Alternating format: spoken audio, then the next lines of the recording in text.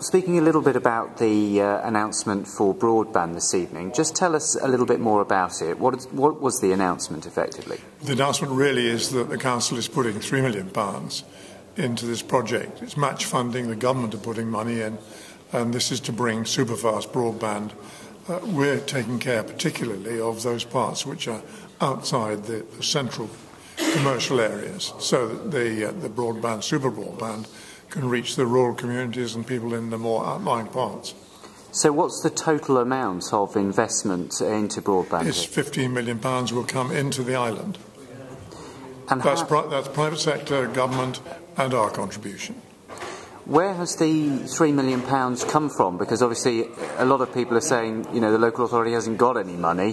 Where has this money come from? Well, we've always stated, recently we've stated that our priority is very much to bring the economy of the island up to a high priority in terms of finding such money as we can find. We want to create jobs, we want to make jobs on the island easier to perform, and actually they will be easier to perform with super broadband services. What would you make of someone who would say perhaps this money might be better spent on vulnerable services on the Isle of Wight, for example, rather than investing in broadband? Everything is a choice of where to put our limited resources.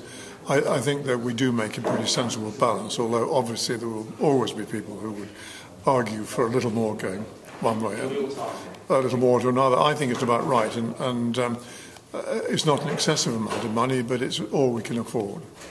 And how do you think it's going to benefit businesses and the community of the Isle of Wight? I think it's going to help a lot. We're already told this. Of course, we pick our priorities with outside input. We consult with businesses, we consult with business organisations. There's no doubt that businesses these days need tremendous bandwidth because a lot of them are doing massive amount of communication. Now, I think one of the advantages quite clearly is that a business can be on the island, doing its business on the island, which is a great place to be, rather than having to be scurrying back and forth across the Solent and feeling somehow detached from the mainland. This is a pretty major lifeline for businesses.